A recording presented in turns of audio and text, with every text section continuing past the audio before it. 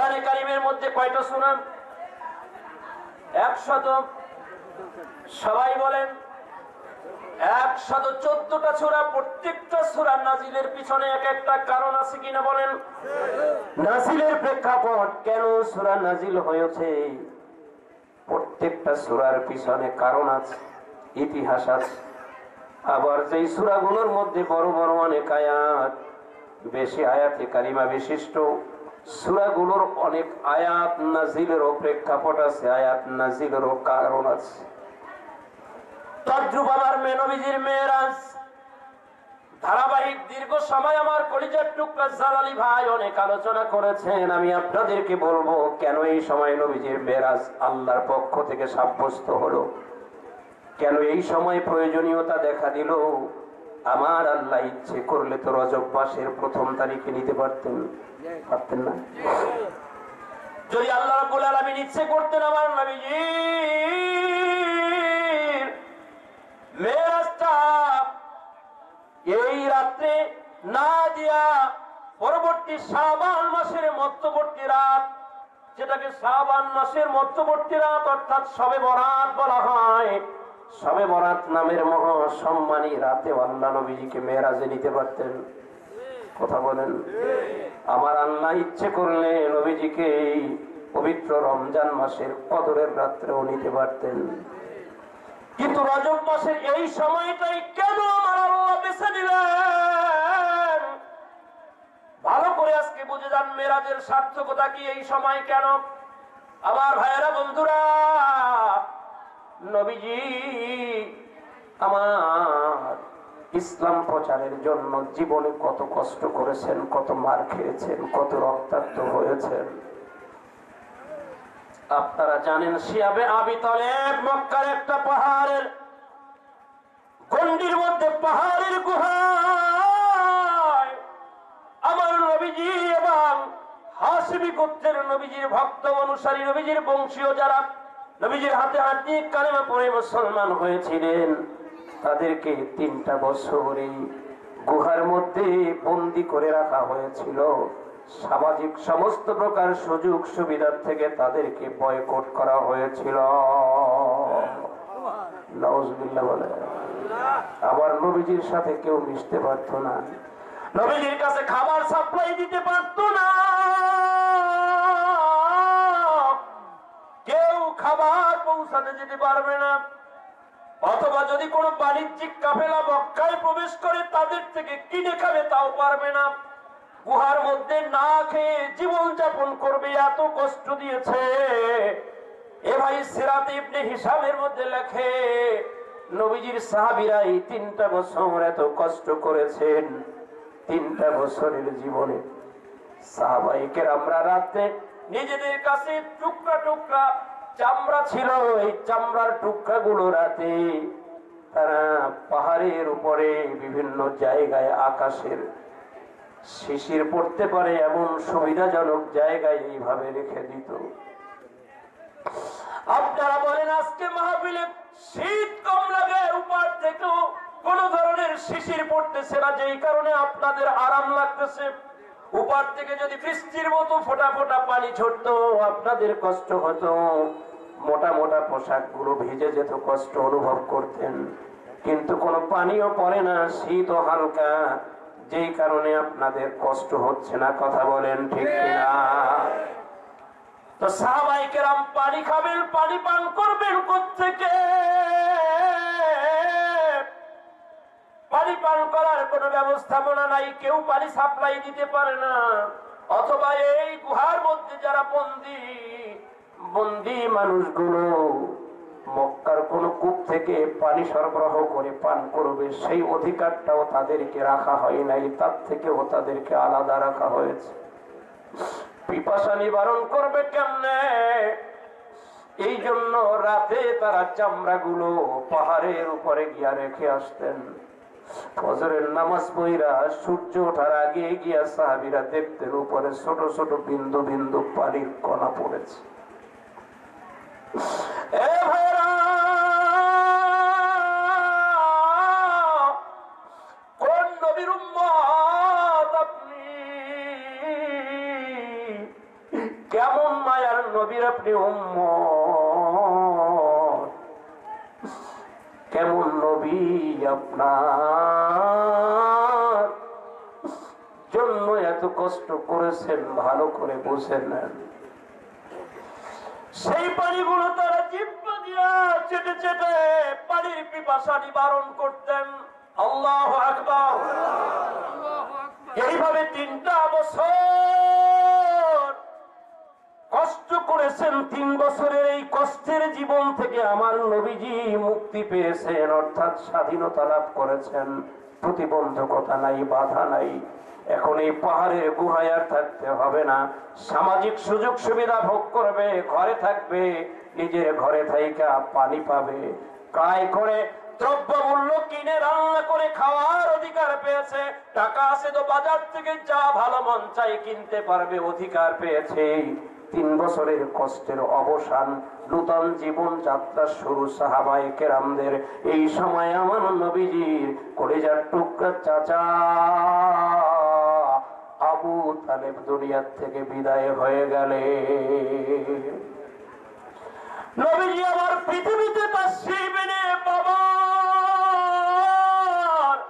নুরানি মুখ মুবারক দেখেন নাই।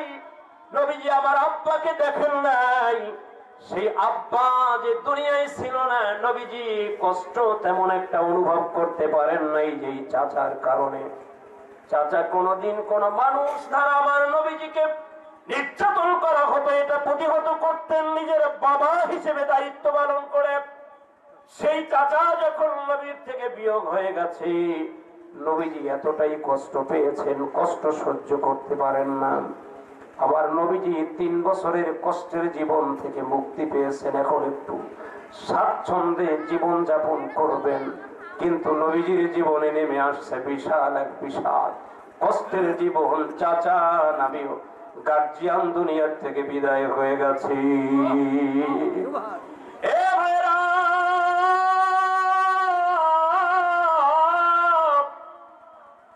আমার কলিজার টুকরা নবীজি চাচা হারানোর শোক মন থেকে ঘোষাতে পারেন নাই। নবীজির কষ্ট দূর হয় নাই। সপ্তাহ খানিক যেতে না যেতেই নবীজির স্ত্রী আম্মা জান খাদিজাতুল কুবরা রাদিয়াল্লাহু তাআলা আনহা চলে গেলেন। এ ভাইরা, নবীজি এত কষ্ট পাইলেন, আম্মা জান বিদায় হয়ে যাওয়ার কারণে নবী আমার না পারেন কাউকে বলতে, না পারেন নিজে সহ্য করতে।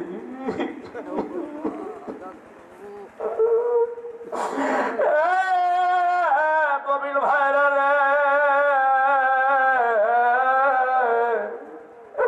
আমার নবীজি কারো কাছে প্রকাশও করতে পারেন না, আর সইতেও পারেন না এত কষ্ট। নবীজি আবার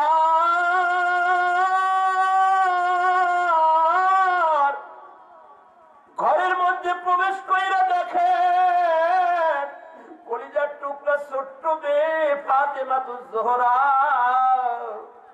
রাদিয়াল্লাহু তাআলা আনহা সিজদায় পইরা মা মা বইলা কাঁদতে।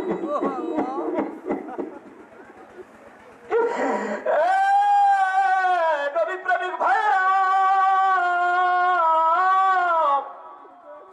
দিলটারে একটু নরম কইরা দেন। নবীর মহব্বতে 2 ফোঁটা চোখের পানি ছাইরা দেন। দুনিয়া আখিরাত আপনার জন্য মঙ্গলময় হয়ে যাবে। এ মুমিন ভাইরা রে,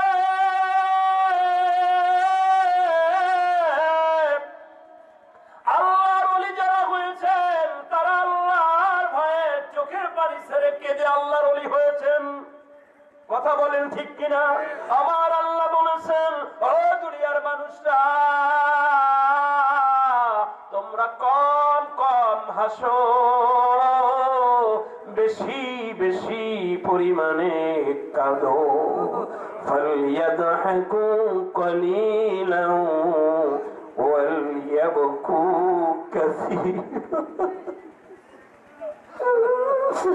এ মুমিন ভাইরা রে, আমার আল্লাহ বললেন দুনিয়ার মানুষ তোমরা কম হাসো, বেশি পরিমাণে কাঁদো।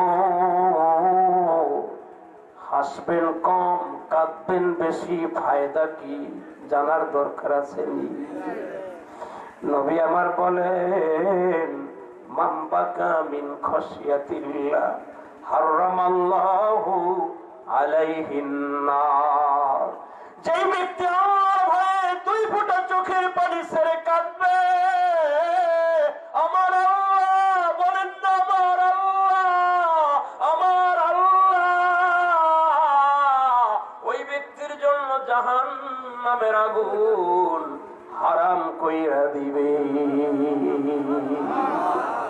চোখের পানি ছেড়ে যদি কাঁদতে পারেন ভাইরা রে, আমার আল্লাহ ওই ব্যক্তির জন্য জাহান্নামের আগুন হারাম করে দিবে। এ ভাইরা বন্ধুরা, আমার নবীজি ঘরে গিয়া দেখে কলিজার টুকরো সন্তান ফাতেমাতুজ জোহরা রাদিয়াল্লাহু তাআলা আনহা চোখের পানি ছেড়ে কান্দে আর মা মা বলে। নবীজি মনে মনে চিন্তা করতেছেন ঘরে কোনো খাবার নাই। আল্লাহু আকবার। এই 3টা বছর বন্দি জীবন যাপন করে কাটাইলাম, সামাজিক সমস্ত সুযোগ সুবিধা থেকে বঞ্চিত রইলাম, থাকলাম। একটু কেবলমাত্র স্বস্তির নিঃশ্বাস ফেলার জন্য সামাজিক সমস্ত সুযোগ সুবিধা অধিকার ভোগ করার অধিকারটা ফেরত পাইলাম। সেই সময় চাচা চলে গেলেন। চাচা চলে যাওয়ার পরে আমার কলিজার টুকরা সহধর্মিনী খাদিজাতুল কুবরা রাদিয়াল্লাহু তাআলা আনহা বিদায় হয়ে গেলেন। নবীজি কষ্টে ঘরের মধ্যে গিয়া নিজের মেয়ে ফাতেমা রাদিয়াল্লাহু তাআলা আনহার কান্না দেখা সান্ত্বনা দিবেন। নবীজি মনে মনে চিন্তা করেন আমার সেই ভাষা নাই, আমি পারবো না খাবার দিতে, খাবার ব্যবস্থা নাই, সান্ত্বনা দিব সেই ভাষা এখন আর আমার মুখে নাই। ফাতেমার মুখটা দেখলে ওরে কি ভাষায় সান্ত্বনা দিব সেই ভাষা আমার নাই। নবীজি ঘর থেকে বেরিয়ে আসলেন, আয়েশা পালক পুত্র যায়েদ রাদিয়াল্লাহু তাআলা আনহুকে বললেন, বাবা যায়েদ, এই মুহূর্তে আমার মেয়ে ফাতেমাকে আমি যে সান্ত্বনা দিব সেই ভাষা আমার নাই। আমি একদিকে দীর্ঘ 3টা বছর বন্দি জীবন যাপন করার পরে একটু অবসান পেয়েছি, আমার চাচাকে দিয়ে আমার বাবার অভাব পূর্ণ হয়েছে। চাচা বিদায় হয়ে গেছেন, এখন আমার স্ত্রীও আমাকে ছেড়ে চলে গেলেন। অতএব এখন আমি আমার সন্তানদের যে সান্ত্বনা দিব সেই অবস্থান আমার নাই। কি বলবো, ওদেরকে প্রয়োজন মনে করি না। আল্লাহ ওদেরকে দেখবেন, চলো তায়েফে যাই, তায়েফে গিয়া তায়েফবাসীদেরকে ইসলামের দাওয়াত দেই। পারবেন? আপনি কি পারবেন না? কি বলেন? এত কষ্টের ঘর নবী আমার রাইখা বলে তায়েফে যাই, তায়েফে গিয়া ইসলামের দাওয়াত দেই। ঘরে বসে কোনো লাভ হবে না, ঘরে বসে কোনো কাজ হবে না। আমি একদিকে তাদেরকে খাবারও দিতে পারবো না, অপরদিকে আমি তাদেরকে সান্ত্বনা দিব সেই ভাষাও আমার নাই। অতএব আমি এই মুহূর্তে তায়েফে যাই, তায়েফে গিয়ে আমি তাদেরকে ইসলামের দাওয়াত দেই। আমার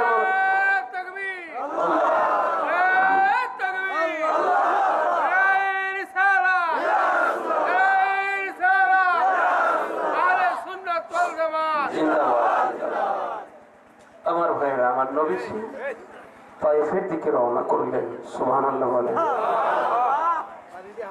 নবী আমার তায়েফের ময়দানে আসছেন।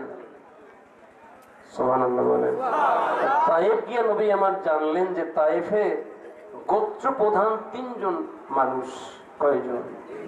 তায়েফ সমাজটাকে তারা লিড দেয়, পরিচালনা করে 3 জন মানুষ। একজনের নাম আবদে ইয়ালিল, আরেকজনের নাম মাসউদ, আরেকজনের নাম হলো হাবিব। 3টা নাম মনে রাখবেন, আবদে ইয়ালিল, মাসউদ, আরেকজনের নাম হাবিব। নবীজি এই 3 জন মানুষের কাছে গিয়া কেন আসছেন? নবীজিকে আল্লাহ পাক নবুয়তের সম্মান এটা দান করে প্রকাশ করার অনুমতি দিয়েছেন। নবীজি তো নবী ছিলেন সবার আগে, পৃথিবীও সৃষ্টি হয় নাই তখন। সুবহানাল্লাহ বলে। আমার জালালি ভাই অনেক কথা বলছে, আসলে সময় খুব বেশি আর নাই মনে হয়, কতটুকু কি বলতে পারবো জানি না। বলছে জালালি তো কমপক্ষে 4 ঘন্টা 5 ঘন্টা। আমি গতকালকে রাত্রে যেই জায়গায় প্রোগ্রাম করছি, মনোয়ারখিল নোয়াখালী দরবারে, গত বছর এক মাহফিলে, সেখানে আমাকে রাত্র 12টায় উঠেছে, বলছে 3টায় আপনার আলোচনা শেষ। কালকে রাত্রে ওই বিষয় নিয়ে কথা হয়েছে। তো আহসানুল্লাহ নেসারি সাহেব হুজুর আমাদের সারসিনা সিলসিলারি খুব ভালো আলেম, খুব সুর ঢং ভালো, আলেমও মাহের। তো তার যাওয়ার কথা 3টায় মাইক ধরবে, 3:30টায় গিয়ে স্টেজ, আমাকে 3টায় মাইক ছাড়তে বলছে, 3:30টায় গিয়ে স্টেজে বলতে হুজুর আহসানুল্লাহ হুজুর আসবে না। তার মানে বক্তা আরেকজন দিবে, তাও আর দিবে না। কিছুক্ষণ পর আইসে বলে হুজুর ফজরের আজানের আগ পর্যন্ত আপনি স্টেজে আলোচনা করবেন। আমরা দরবারগুলোতে দাঁড়ায় দাঁড়ায় আলোচনা করি,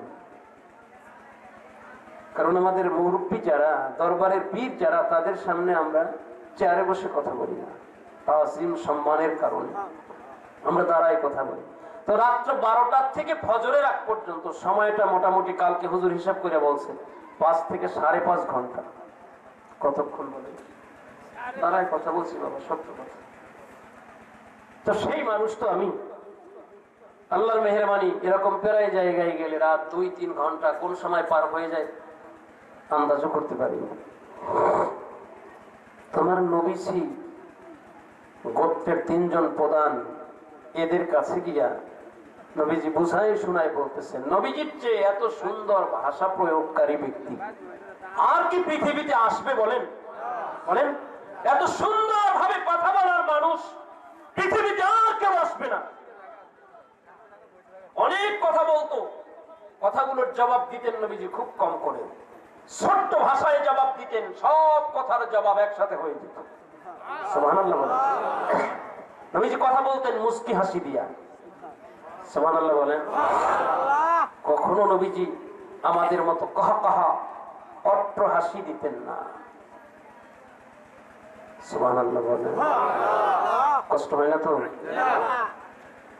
নবীজি 3 জন ব্যক্তির কাছে চলে গেলেন, গিয়া নবীজি বলতেছেন যে আল্লাহ পাক আমাকে নবুয়তের মহাসম্মান দিয়েছেন, আমি নবী, আপনারা আমার উম্মত। সুবহানাল্লাহ বলেন। আমাকে আপনারা নবী হিসেবে বরণ করে নেন। আল্লাহ এক, আপনারা যে পূজা করেন এগুলো বাদ দেন, সৃষ্টিকর্তা একজন, কুল হুয়াল্লাহু আহাদ। আল্লাহ তো এক, আপনারা ওই এক আল্লাহর ইবাদত করেন, এই মূর্তি পূজা টুজা এগুলো বাদ দেন। আর আমি আল্লাহর শ্রেষ্ঠ নবী, আল্লাহর সেই কথাগুলো বলার জন্য আল্লাহ আমাকে দায়িত্ব দিয়েছেন, আমাকে প্রচারের দায়িত্ব দিয়েছেন। অতএব আমি আপনাদেরকে বলতেছি আল্লাহ এক, আমি আল্লাহর শ্রেষ্ঠ নবী। আব্দে ইয়ালিল বদমাইশটাই বলতেছে, কাবা শরীফকে আল্লাহ কি অপমান করার জন্য তোমার নবুয়ত দিয়েছে? সবাই বলেন। মাসউদ নামের শয়তান বলতেছে, আল্লাহ তোমারে ছাড়া আর কেউ রে পাইল না। আরবে তো আবু জাহেল আছে, যাকে আবুল হাকাম বলি, জ্ঞানের বাপ বলি, ওইটারে দেখলো না, তোমারে দিল আল্লাহ। বাপ নাই, পিতৃ পরিচয় নাই, তোমারে নবুয়তি দিল। আর 3 নম্বরটা ছিল একটু বুদ্ধিমান টাইপের শয়তান।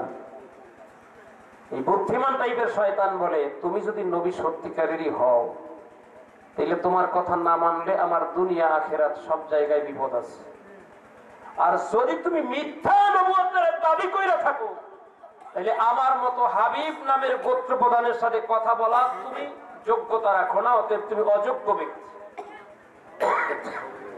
একদিকে তুমি নবী হলে তোমার বিরুদ্ধে কথা বললে আমার দুনিয়া আখিরাত নষ্ট হবে, অপরদিকে তুমি যদি মিথ্যা নবুয়তের দাবিদার হও, তাহলে আমার মতো যোগ্য সমাজের নেতার সাথে কথা বলতে তোমার কোনো যোগ্যতা নেই। নাউজুবিল্লাহ বলেন।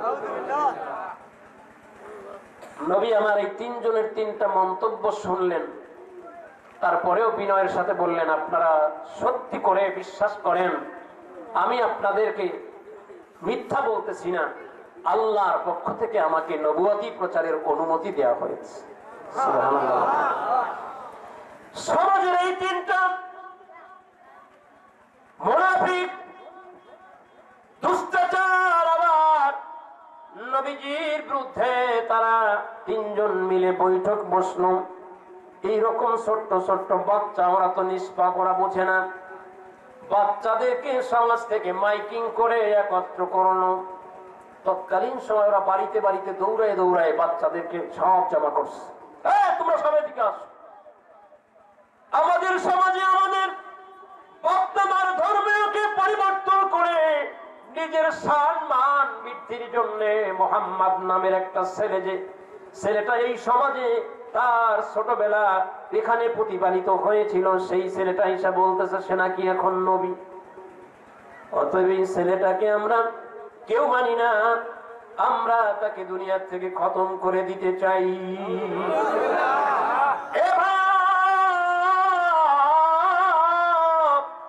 ভালো করে বুঝে নেন, নবীজির মেরাজ এই রাত্রে আল্লাহ কেন নবীজিকে এত সম্মান দিলেন, আসমানে নিলেন। যেখানে মুসা নবী আল্লাহকে বলেছিল রব্বি আরিনি, আল্লাহ আমার আপনার একটু দেখতে মন চাই, দেখবো। আবার ভাইরা রে, লম্বা ঘটনা। আল্লাহ মুসা নবী আলাইহিস সালামকে বললেন, মুসা রে, 1 মাস টানা তুমি রোজা রাখো, একবার সেহরি খাইবা, 1 মাসে আর কিছু খাইবা না। সুবহানাল্লাহ বলেন। পারবেন নি? রমজান মাসের প্রথম দিন সেহরি খাইয়া শাওয়াল মাসের চাঁদ দেখলে সেহরি পরে ইফতার করবেন? পারবেন না। একদিন তো না খাইলে সন্ধ্যার পরে দেরি হয়ে গেলেই অস্থির, পেটের মধ্যে আগুন জ্বলে। মুসা নবীকে আল্লাহ বললেন, 1 সেহরিতে 1 মাস। সুবহানাল্লাহ বলেন। মুসা আলাইহিস সালাম রোজা শুরু করছেন, 30 দিন পূর্ণ হয়ে গেছে। এরপরে আল্লাহর সাথে তুর পাহাড়ে গিয়ে দেখা করবেন। সবাই বলেন। মুসা আলাইহিস সালাম মনে মনে চিন্তা করে, মেসওয়াকটা পকেটে আসেনি, একটু দেখি, থাকার কথা আছে। আচ্ছা আচ্ছা। মুসা আলাইহিস সালাম মনে মনে চিন্তা করে, 1 মাস রোজা থাকা মানুষ তো না খায়া রইছে, মুখের থেকে একটু দুর্গন্ধ আসে না? তা মুসা আলাইহিস সালাম চিন্তা করে, তুর পাহাড়ে আল্লাহ কবুল করছেন, দেখা করতে যাব, বহুত কিছু বইলা আল্লাহরে রাজি করছি, এখন মুখ থেকে যে গন্ধ আসে, গন্ধটা একটু দূর করা দরকার। এই কারণে মুসা আলাইহিস সালাম মেসওয়াক দিয়ে দাঁতটা একটু পরিষ্কার করছে। সুবহানাল্লাহ বলেন। আল্লাহ ডাক দিছে, মুসা, দাঁত পরিষ্কার করছো কেন? কয়, আল্লাহ 1 মাস না খাইয়ে রয়েছি তো, এই জন্য মুখ থেকে গন্ধ আসে, নিজের গন্ধ নিজেই পাই। এই জন্য আল্লাহ আপনার সাথে দেখা করতে যাব, দুর্গন্ধ মুখ নিয়ে আপনার সামনে কেমনে দাঁড়াবো, এই জন্য আল্লাহ আমি তো ওই খেয়াল কইরা আমার মুখটার একটু মেসওয়াক কইরা দাঁত পরিষ্কার করছি মাত্র। আল্লাহ বলেন, মুসা রে, রোজাদারের মুখের দুর্গন্ধটা আমার কাছে মেশক অম্বরের ঘ্রাণের চেয়েও, আমি তো চাইছিলাম তুমি ওই ঘ্রাণটা নিয়েই আমার কাছে আসো। যেহেতু তুমি নিজে মাতবাড়ি করছো, এই জন্য তোমার রোজা এখন পর্যন্ত এখনো থামবে না। সেহরি খাইছো ওই একবার 30 দিন আগে, আরো 10 দিন রোজা পূর্ণ করার পরে তোমার ইফতার হবে। 40 দিন টানা রোজা, তারপরও আল্লাহরে দেখতে পারে নাই। আল্লাহ সামান্য একটু যে সুইয়ের ছিদ্র, যতটুকু এতটুকু ছিদ্র দিয়া নূরের ঝলক আইসা কেবলমাত্র তুর পাহাড়ে মুসা আলাইহিস সালামের সামনে পড়ছে। মুসা আলাইহিস সালাম বেহুশ, 40 দিন মুসা নবীও বেহুশ। তুর পাহাড় পুরা পাহাড়টা পুরা ছাই। সুবহানাল্লাহ বলেন। আল্লাহ সেই পাহাড়ের সম্মান এত বাড়াই দিলেন, ওই যে চোখে সুরমা লাগানো সেই পাথর। সুবহানাল্লাহ বলেন। এদিকে কথা বলতে গেলে বাবা অনেক সময় লাগবে, আমি এদিকে যেতে পারবো না, সময় নাই, জানি না কোন সময় অর্ডার হয়। আমার নবী সেই পবিত্র অবস্থায়, আমার নবীকে ওরা পাগল বলে আখ্যায়িত করার জন্য মহল্লার বাচ্চাদেরকে সব জড়ো করছে। আর নবীকে দেখাই বললো, এই লোকটা পাগল হয়ে গেছে। আর আল্লাহ বলেন, ওমা সাহিবুকুম বিমাজনুন, তোমাদের সাথী পাগল না, মুহাম্মদ সাল্লাল্লাহু আলাইহি ওয়াসাল্লাম পাগল নয়। সুবহানাল্লাহ বলেন। ওরা বলে পাগল আমার নবীজিকে, নাউজুবিল্লাহ। একসাথে বলেন নাউজুবিল্লাহ। এই ছোট্ট ছোট্ট বাচ্চাদেরকে আব্দে জালিল, মাসউদ, হাবিব নামের তিনটা নরাধম বাচ্চাদেরকে বলল, তোমরা হাতের মুঠের মধ্যে পাথর নাও। দুইটা হাতে ওদের যত পাথর ধরেছে, ওরা অত পরিমাণ পাথর নিয়ে আমার নবীজিকে লক্ষ্য করে পাথরগুলো মারতে শুরু করছে। এক একজনের হাতের ভিতরে 10-15-20টা পাথর একসাথে আমার নবীজির দিকে লক্ষ্য করে মারে। প্রত্যেকটা পাথর নবীজির গায়ে যেখানে গিয়া লাগে সেই জায়গাটা ফেটে রক্ত প্রবাহিত শুরু হয়ে যায়। নবীজি একজন মাত্র মানুষ, সেদিন মাথা থেকে পা মোবারকের মধ্যে কয়েক হাজার পাথর পড়েছে। প্রত্যেকটা পাথর আমার নবীজির শরীরটা ফাটে, অসংখ্য পরিমিত রক্ত ক্ষরণ হয়েছে। এই পাথরের আঘাত নবীজি আর সহ্য করতে পারতেছেন না, অবশ হয়ে গেছেন। নবীজির শরীরটা নীল হয়ে গেছে। নবী আমার দাঁড়ায় থাকতে পারেন না। আমার নবীজি রক্তক্ষরণ হয়ে শরীর অবশ হয়ে যাওয়ার কারণে নবীজি দাঁড়ানো নবী আমার পড়ে গেছে। শুধু শোনে কেন আমার আল্লাহ এই সময়টা বাছাই করে নবীজিকে আরো সে নিয়ে প্রশান্তি দিলেন, ভালো করে বুঝেন। আমার নবীজি জমিনে যখন পড়ে গেছে, যায়েদ রাদিয়াল্লাহু তাআলা আনহু নিজের উরুর উপরে নবীজির মাথাটা উঠাইয়া নবীজির গায়ের থেকে রক্তগুলো বুঝতে শুরু করছে।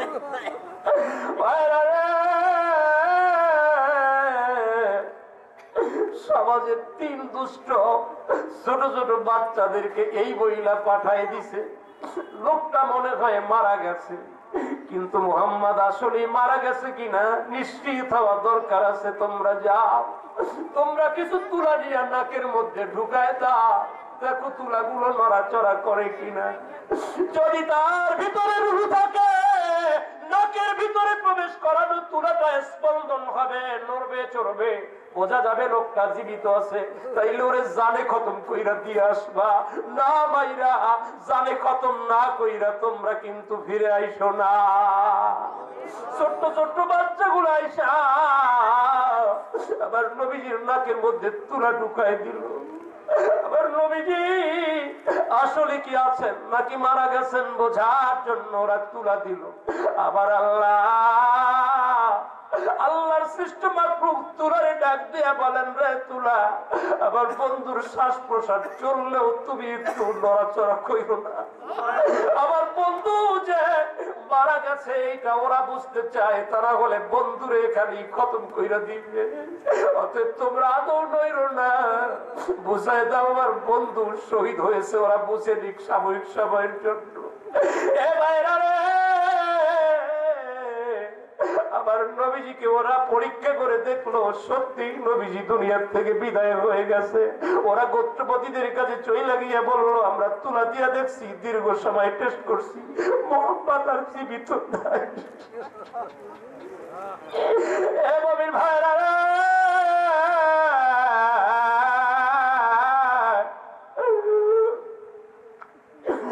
আবার নবীজি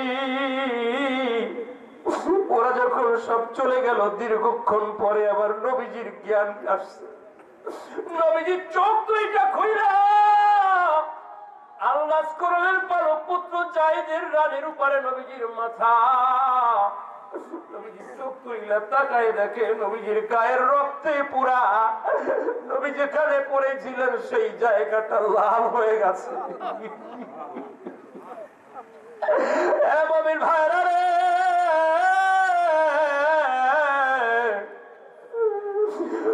আবার নবীজি ওই সময় বসবেন, বসতে পারে না। জায়েদ রাদিয়াল্লাহু তাআলা আনহু হাত দিয়ে নবীজিকে বসাবেন, নবী আবার বসতে পারে না, শরীরটা এতটাই দুর্বল হয়ে গেছে। আমার ভাইরা রে,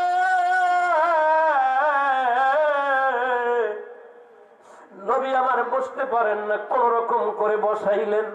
নবীকে বসানোর পরে জায়েদ বলেন, বাবা এই জায়গায় থাকা আমাদের জন্য নিরাপদ না। ওরা আপনার নাকের মধ্যে তুলা দিয়া পর্যন্ত টেস্ট করছে, আপনি কি মারা গেছেন নাকি জীবিত আছেন। যদি ওরা বুঝে, আমার যদি জানতে পারে রে আপনি এখনো জীবিত, আবার আপনার উপরে নূতন কইরা অত্যাচার ওরা বাড়ায় দিবে, আবার ওরা পাথর মারবে। ও বাবা আর দেরি করা যায় না, চলেন এইখান থেকে আমরা মক্কার দিকে চলে যাই। এ ভাইরা রে, আমার নবীজিকে নিয়া যায়েদ রাদিয়াল্লাহু তাআলা দাঁড়াইবেন, কিন্তু দাঁড়াইতে পারেন না। নবীজি আমার পলক পুত্রের মাথার উপর দিয়া ঘাড়ের উপরে হাতটা দিয়া কোন রকম দাঁড়াইছে। একটু সামনে হাঁটে নবী কইরা যায়, যায়েদ রাদিয়াল্লাহু তাআলা ধইরা আমার নবীজির নিয়ে হাঁটতেছেন। কত দূর গিয়ে নবী বলেন, বাবা রে আর পারি না, আমি আর হাঁটতে পারতেছি না, আমার শরীরটা যেন এতটাই দুর্বল হয়ে গেছে, আমি এখন আর হাঁটতে পারি না। এ বাবা রে, আমার আর শক্তিতে কুলায় না, আমার একটা জায়গায় কিছু সময়ের জন্য বিশ্রাম করতে চাও।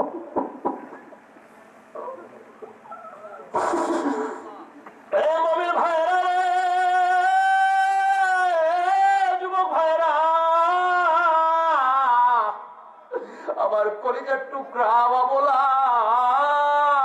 সরলা মা বোনরা, যেহেতু প্রজেক্টরের মাধ্যমে মাহফিল শুনতেছেন, মা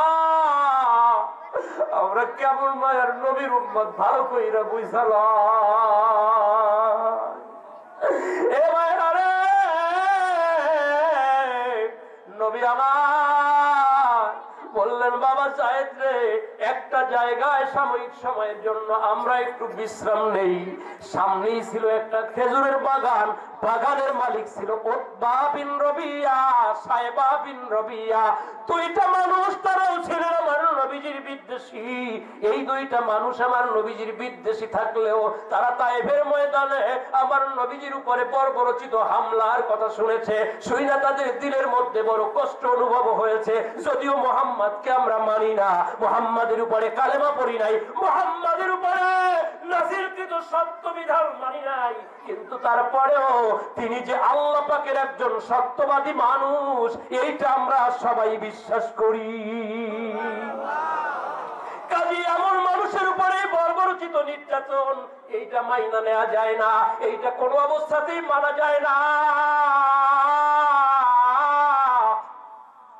এ মুমিন ভাইরা রে, এই কথা মনে মনে ভাইবা।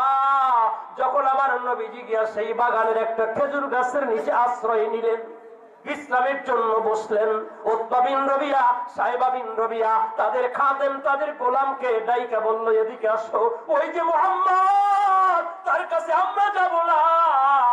বাগান থেকে তাজা একটা আঙ্গুর ছড়া আর কিছু তাজা পাকা খেজুর নিয়ে তার কাছে গিয়ে তার অনুরোধ কইরা বলো, এই বাগানের মালিক দয়, এর থেকে আপনারে অনুগ্রহ কইরা একটু খাইতে বলছে। এবারা কাফের কইল, আমার নবীর জন্য একটু মায়া আসছে তাদের অন্তরে। আমার নবীজির জন্য পাকা খেজুর আর কতগুলো খেজুর আর আঙ্গুর দানা পাঠায় দিছে। এই আঙ্গুর আর খেজুর দানা দেখা নবী আমার খুশি হইয়া মুস্কি একটা হাসি দিলেন। নবী আমার মুস্কি হাসি দিয়া বিসমিল্লাহ বইলা তার থেকে একটা আঙ্গুর দানা মুখে তুইলা নিলে না, একটা আঙ্গুর দানা আমার নবীজি মুখে দিলেন। কি বললেন? বিসমিল্লাহ বলে। কি বলছেন? আসছে গোলাম আদ্দাস, যিনি আমার নবীজির সাহাবী হয়েছেন। সুবহানাল্লাহ বলেন। আদ্দাস রাদিয়াল্লাহু তাআলা আনহু একটা পাত্রের মধ্যে খেজুর নিয়ে আসছে, আঙ্গুর দানা নিয়ে আসছে। সুবহানাল্লাহ বলেন। আমার নবীজি তো ক্লান্ত, ক্ষুধার্ত। এই খা যখন বলছে, অনুরোধ করছে আপনারে খাওয়ার জন্য, আবার নবীজি বিসমিল্লাহ বইলা একটা আঙ্গুর দানা এবং খেজুর মুখের মধ্যে দিছে। সুবহানাল্লাহ। ভাই আব্বাস রাদিয়াল্লাহু তাআলা আমার কলিজার টুকরা ভাই পাশে বসে। ভাইজান আপনার নাম কি? বিল্লাল ভাই। তো ইসলামের প্রথম খলিফা, ইসলামের প্রথম মুয়াজ্জিনের নাম তো বিল্লাল। তো বেলাল রাদিয়াল্লাহু তাআলা নিয়োগ দিয়েছিলেন আমার নবীজি মসজিদে নববীর প্রথম মুয়াজ্জিন, সেই নামে নাম। ভাইকে ধরে নিলাম আব্বাস রাদিয়াল্লাহু তাআলা। বোঝানোর জন্য আপনাদেরকে বলতেছি, এখন বাংলাদেশে কোনো কথা বললেই তার পাল্টা জবাব আসে। যদি এই কথাগুলো আবার মিডিয়ায় কোনো রকম যায় তাইলে বলবে বক্তা একটা কুফরি করে গেছে। কয় কি একজন ব্যক্তিরে, সে ব্যক্তি বেলাল ভাইরে আব্বাস রাদিয়াল্লাহু তাআলার মর্যাদা দিয়ে গেছে, তার মানে উনি একটা বড় কবিরা গুনাহ করছে। আবার ভাইরাল হওয়ার একটা ধান্দা শুরু হয়ে যাবে। মানুষ এগুলো নিয়ে টোল কইরা আমাদেরকে বিভিন্ন ধরনের বিপদে ফেলার চেষ্টা করে। কথা বলেন ঠিক কিনা? আল্লাহর মেহেরবানি আমার জীবনে, আব্বাসী আমার ওয়াজের জীবনে আমি কোথাও গিয়া মানুষকে এমন কোনো কথা বলি নাই যাতে মানুষের অন্তরটা মরে যায়, দিলটা মরে যায়, এমন কোনো কথা আমার শুরুতে ওয়াজের জীবনের শুরু থেকে পর্যন্ত বলি নাই। আমি নিজেই তো অনেক গুনাহগার, কাজে আমার গুনাহ আল্লাহ যাতে মাফ করে এমন কিছু কথা বললে আমার উপকার হবে, যারা শুনবেন তাদের উপকার হবে। কথা বলেন ঠিক কিনা? হাসায় হাসায় মানুষগুলোর একবারে এমন একটা পরিবেশ করে। ওই যে কিছু কিছু মুফাসসির আছে বাংলাদেশে, এরা আবার বলে বাংলাদেশে না বর্তমানে বিশ্বের শ্রেষ্ঠ সুন্দরী নারী অমুক, এই নামটা কই কই। আরে যদি একবার আল্লাহর কথা খেয়াল কইরা যদি তাকান তাহলে দুনিয়ার সবকিছু বুঝা যাবেন। আবার বাংলাদেশের কিছু নায়িকাদের নাম বইলে কয় যদি হেগোদ একবার কোন রকম আল্লাহর নাম লইয়া তাকান তাহলে নামাজের মধ্যে ভুল করে ফেলেন। এইগুলা কি কোন ওয়াজের কথা বলেন আব্বা? বলেন এগুলো কি ওয়াজের কথা? এগুলো কি তাফসীর আলোচনা? এগুলো দিয়ে মানুষের কোনো উপকার হবে? বলেন এগুলো দিয়ে মানুষের কোনো আত্মার উপকার আছে? বরং ক্ষতি আছে। কথা বলেন ঠিক কিনা? তার মানে এই কথা দিয়ে বোঝায় ছবি দেখাও যায়। তাহলে চিত্র জগতের নায়িকারও চেনে কেমনে? বোঝা যায় এই সমস্ত বাটপার বক্তাগুলো ওরা নিজেরাও দেখে, মানুষদেরকে দেখার জন্য দাওয়াত দিচ্ছে, ঈমান নষ্ট করার পায় তারা। কথা বলে ঠিক কিনা? বরং একটা সময় আমরা তো জানতাম, আমাদের আকাবের যারা মুরব্বী যারা তারা আমাদেরকে বলতেন ছবি দেখবা না, ঈমান নষ্ট হয়ে যাবে। ঈমানকে বাঁচাতে হলে অশ্লীল যা কিছু আছে এগুলোর থেকে নিজের চোখ হেফাজত করতে হবে। কথা বলে ঠিক কিনা? আর আজকে আমাদের মুফাসসিররা, মুফাসসির নামের ভণ্ডরা, এরা এই সমস্ত কথা বলে আমাদের ঈমান নষ্ট করার পায় তারা শুরু করছে। কথা বলেন ঠিক কিনা? আমি কারো নাম বললাম না। আমার ভাইরা, আমার নবীজি বিসমিল্লাহ বলে খাবার শুরু করছে। সুবহানাল্লাহ বলেন। যে আব্বাস রাদিয়াল্লাহু তাআলা আনহুকে আজকে সাব্যস্ত করেছি যে আজকে আমাদের ভাই মনে করেন আব্বাস রাদিয়াল্লাহু তাআলা আনহু শুইনাই বলছে আল্লাহর কসম, আল্লাহর কসম এই শহরের মধ্যে আপনি ভিন্ন আর কেউ বিসমিল্লাহ বইলা খাবার শুরু করে না। সুবহানাল্লাহ বলেন। আপনি একমাত্র ব্যক্তি যে বিসমিল্লাহ বইলা খাবার স্টার্ট করলেন। সুবহানাল্লাহ বলেন। আপনি একমাত্র ব্যক্তি এই শহরে বিসমিল্লাহ বইলা কেউ খাবার খায় না, আপনি বিসমিল্লাহ বইলা খাবার শুরু করলেন। নবী আমার বললেন তোমার নাম কি? সুবহানাল্লাহ বলেন। বলে আব্বাস। নবী আমার বললেন তুমি কোন দেশের মানুষ? তোমার বাড়ি কোথায়? নাই নবী শহরে। সুবহানাল্লাহ বলেন। তোমার ধর্মের নাম কি? খ্রিস্টান ধর্ম। আমি খ্রিস্ট ধর্মে বিশ্বাসী। নবী আমার বললেন নাই নবী শহরে আমার একজন ভাই আছিল আগে, যার নাম ছিল ইউনুস আলাইহিস সালাম। তার কিতাবের মধ্যে তাকে ইউনুস বিন মাত্তা বলা হয়েছে। তো সেই নবী সেই শহরে বাস করতেন। আব্বাস রাদিয়াল্লাহু তাআলা আনহু চোখ দুটো বড় হয়ে গেছে। বললেন আপনি তারে চিনলেন কেমন? সে তো বহুত আগের কথা, অনেক আগে গত হয়ে গেছে। নবী আমার মুস্কি হাসি দিয়ে বলেন আরে আমি চিনবো না, সে তো আমার ভাই। সবাই বলেন নাই? নবী আমার বলেন আরে আমি চিনবো না, সে তো আমার ভাই। আপনার ভাই কেমনে? আপনারা কয় ভাই? নবীর কোন ভাই আছে? আপনারা কয় ভাই? আরে এই ভাই না, আল্লাহর সৃষ্টি জগতের মধ্যে সমস্ত নবী রাসূলরা একজন আরেকজনের ভাই। সূত্রটা আল্লাহ শিখাই দিয়েছে। সেও নবী, আমিও নবী, আমার আগে তিনি আসছিলেন। আমি সব নবীদের আদম থেকে শুরু করে ঈসা নবী পর্যন্ত সবার পরিচয় জানি। সুবহানাল্লাহ বলেন। আমি সব নবীদের পরিচয় জানি। এখানে আমার জামাত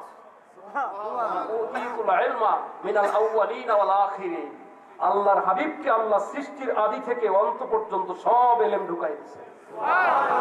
সব জানেন। নবী আমার বলেন আমি সব নবীদের ইতিহাস জানি, কার কথা জিজ্ঞাসা করবা? সুবহানাল্লাহ। সেই নবী আমার এমন কথা বলার পরে আব্বাস রাদিয়াল্লাহু তাআলা আনহু বলেন, হুজুর আমি বুঝতে পারছি আপনি নিশ্চিত আল্লাহর নবী। চুমা দিলেন, বললেন আমারে কালেমা পড়ায় মুসলমান বানায় আপনার দলের অনুসারী করেন। মঞ্চে বসা ওই যে দুইজন খেজুর বাগানের মালিক উতবা বিন রবিয়া, সাইবা বিন রবিয়া দেখা ফেলছে, যারে পাঠাইলাম খেজুর নিয়ে ও তো প্যাকেট হয়ে গেছে। তার মানে ও কালেমা পইরা তার বর্ষতা স্বীকার করে ফেলছে। কাছে যখন গেছে, যাওয়ার পরে বলে, এই কেমন জানি ভাব দেখলাম, তুমি যে তার বর্ষতা স্বীকার করলে মনে হয়, তুমি কি কালেমা পড়ে মুসলমান হয়েছো নাকি? কয় জি। কয় তোমার ধর্মের চেয়ে ওই ধর্মটা কিন্তু উত্তম না, তোমার বাপ দাদার ধর্মটাই ভালো। বলে আল্লাহর কসম, যেই ধর্মের সন্ধান পেয়েছি আমার বাপ দাদার ধর্মের চেয়ে কোটি গুণ উত্তম সেটা। বলেন এই ধর্মে বিশ্বাসী হয়ে তোমার জীবনটা নষ্ট করো না, আমার উপর থেকে তোমার জন্য বিশাল কিন্তু একটা অত্যাচার নেমে আসবে। উনি বললেন যে আমাকে অত্যাচার কি আর করবেন, মেরে ফেলবেন? এই তো মেরে ফেললেও মেরে ফেলেন, কালেমা পড়েছি মুসলমান হয়েছি, আল্লাহর কসম আমি কালেমা ত্যাগ করবো না। কেবলমাত্র কালেমা পড়ে আসছে আমার নবীজির হাতে, এখনই বলতেছে আল্লাহর কসম আমি কালেমা বর্জন করবো না। একবার কালেমা স্পিরিট দিলে কত ঢুকছে মুসলমান, এর নাম মুসলমান। ইন্নানি মিনাল মুসলিমিন, আমি যে মুসলমান, আমাদের স্পিরিট কত, আমাদের ক্ষমতা কত, পাওয়ার কত, আমাদের ইমানের দৌলত। কথা বলেন ঠিক কিনা? কালেমা পড়ছে, মুসলমানিত্বের পাওয়ার কত বুঝাই দিলেন। মুআজ্জাজ হাজিরিন, এই কথার প্রেক্ষিতে আব্বাস রাদিয়াল্লাহু তাআলা আনহুর সম্মান আল্লাহ এমন বাড়ায় দিলেন। হজ করতে যারা যাবেন, গেছেন, তায়েব ঘুরতে গেলে মানুষ কিন্তু খুঁজে গিয়া মসজিদে আব্বাস কোথায়। ওই বাগানের মালিকের নামে মসজিদ হয় নাই, কিন্তু ওই আব্বাস রাদিয়াল্লাহু তাআলা আনহু নবীর কাছে হাদিয়া নিয়ে গেছিলেন। কালেমা পড়ে মুসলমান হলেন। যেই জায়গায় খেজুর গাছের যেই জায়গাটায় নবী বিশ্রাম নিচ্ছিলেন, হাদিয়া হিসেবে খেজুর যেখানে বসে গ্রহণ করছিলেন, ওই জায়গাটাই মসজিদ হয়েছে। এবং সেই মসজিদের নাম আমার নবীজির নাম আল্লাহ দেন নাই, এই নামটা ওহীর মাধ্যমে ওই জায়গায় মসজিদ আব্বাস হয়ে গেছে। গোলামের নামে মসজিদ, সুবহানাল্লাহ বলেন।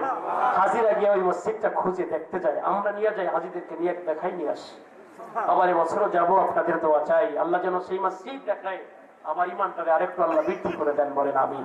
আমার ভাইয়েরা, এখন শুরু হোক, জানি না আর কতক্ষণ সময় পাবো। আমি বারবার বলতেছি, আমার নবীজির এই মেরাজ, নবীজি সেখান থেকে খেজুর খাইয়া একটু শারীরিক ভাবে একটু ক্লান্তি কেটে গেছে, স্বস্তি লাগতেছে, আলহামদুলিল্লাহ।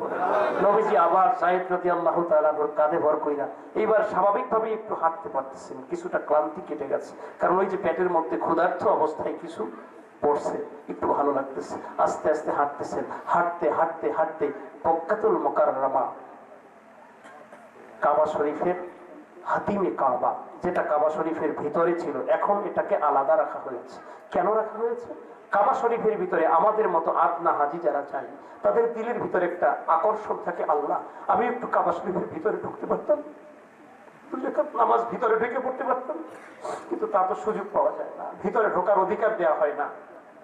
তো এই সমস্ত অধিকার চাওয়া মানুষগুলো, আবেগওয়ালা মানুষদের জন্য আমার আল্লাহ কাবা শরীফের একটা অংশকে বাদ দিয়া পরবর্তীতে সংস্কারের নির্দেশ দিলে সেই অংশটা বাহিরে রাখা হয়েছে। আরো একটা বিশেষত্ব আছে, এই যে জায়গাটা, এটার উপরে কাবা শরীফের পর্নালা যেটাকে বলা হয়, মিজাবের রহমত, কাবা শরীফের ছাদের পানি যেখানে পতিত হয়, কাবা শরীফের পানি যেই জায়গায় পড়ে ওই জায়গা বরাবর দুইজন মানুষের মাজার, হযরত সাইয়েদনা ইসমাঈল আলাইহিস সালাম, মা হাজেরা আলাইহিস সালাম, দুইজনের মাজার সেখানে। সেই জায়গায় হাজিরা গিয়া নামাজ পড়ে তৃপ্তি পায় যে কাবা শরীফের ভিতরটা আল্লাহ বাহিরে রাখছে, আমাদের মতো হাজিদের সুবিধার্থে 2 রাকাত নামাজ পড়লে কাবার ভিতরের মর্যাদা পেয়ে যায়। তো নবীজি সেই জায়গায় গিয়া ঘুমানো, কেমনে ঘুমাবেন? নবীজির চোখে ঘুম আসে না, কারণ নবীজি চিত হয়ে যে শুইবেন, পিঠের এমন কোন জায়গা নাই যেখানে ফেটে রক্ত বের হয় নাই। ক্ষত বিক্ষত শরীরে আমার নবীজি বিশ্রাম নেওয়ার জন্য চেষ্টা করেন, কিন্তু আমার নবীজি ঘুমাতে পারেন না, চোখে ঘুম আসে না। নবীজি চেষ্টা করেন ডানে একটু ঘুরে কতক্ষণ বিশ্রাম নেই, ডান দিকে আবার নবীজি যখন ঘুরেন, ডান দিকে ঘুরলে নবীজি ব্যথায় উহ আহ শব্দ করেন, ঘুমাতে পারেন না, ডানেও ফিরতে পারেন না, কারণ ডান দিকেরও এমন কোন জায়গা নাই যেই জায়গা ফেটে রক্ত বের হয় নাই। নবী আবার বাম দিকে ফিরেন, বাম দিকে ফিরতে গেলেও আমার নবীজি আহা শব্দ করেন, ব্যথায় কষ্টে নবীজি সইতে পারেন না। মুমিন ভাইরা রে, সারা রাতে আমার নবীজির চোখে ঘুম আসে নাই। ওই যে আমার আগে জালালী সাহেব হুজুর বলেছিলেন, ফজরের এক মুহূর্তে আমার আল্লাহর সিদ্ধান্ত। আল্লাহ বললেন, জিবরাইল রে, আমার বন্ধুকে এই মুহূর্তে আমি আল্লাহ তার উপরে ওহী নাজিল কইরা যতই সান্ত্বনা দিব, বন্ধুর দিলটা ঠান্ডা হবে না, শান্তি পাবে না। এখন এই কষ্টের পরে 3টা বছর শিয়াবে হাবিব তালেবে কারা জীবন যাপনের পর আপন চাচা হারানোর শোক, স্ত্রীকে হারানোর ব্যথা, এখন আমার বন্ধুর দিলের মধ্যে অন্য কোনো কিছুতে শান্তি দিবে না। নবী আমার তাইফের ময়দানে গিয়ে এত রক্তাক্ত, এত বেশি নির্যাতনের শিকার হয়েছেন। এই অবস্থায় আমার নবীজিকে ওহী দিলে আমি আল্লাহ আসমান থেকে দিলে প্রশান্তিদায়ক যত কথাই বলবো, কোন কথাই আমার বন্ধুর দিলে আল্লাহ পক্ষ থেকে শান্তি লাভ করবে না। এই কারণে জিবরাইল যাও যাও, এই মুহূর্তে আমার বন্ধুরে নিয়া আমি আল্লাহর সিংহাসনের পাশে আইনা আমার বন্ধুরে আমার পাশে বসাইয়া দাও। আমার বন্ধু যদি এই মুহূর্তে আমাকে দেখতে পারে, আমার বন্ধুর অশান্ত কলিজাটা ঠান্ডা হইয়া যায়। এ ভাইরা রে,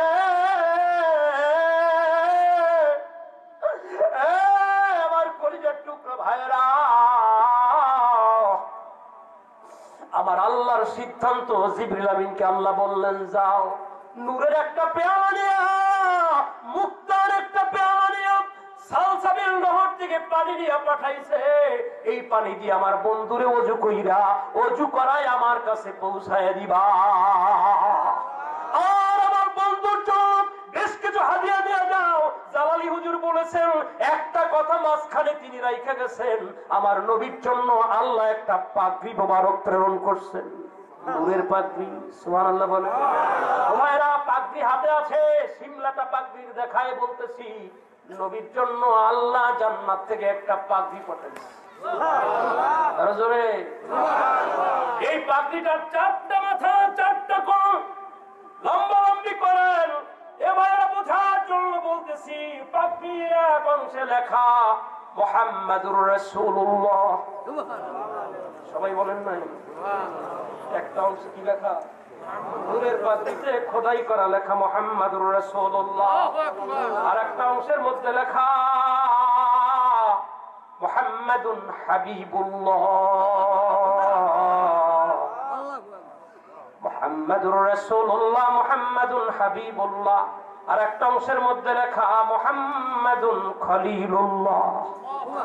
শেষ মাথায় এসে লেখা মুহাম্মাদুন নবিয়্যুল্লাহ। আমার নবী নবী, আমার নবী রাসূল, আমার নবী আল্লাহর হাবিব, আমার নবী আল্লাহর রাসূল। এই পাগড়ি মোবারক নিয়ে জিবরিল আমিন আসছে।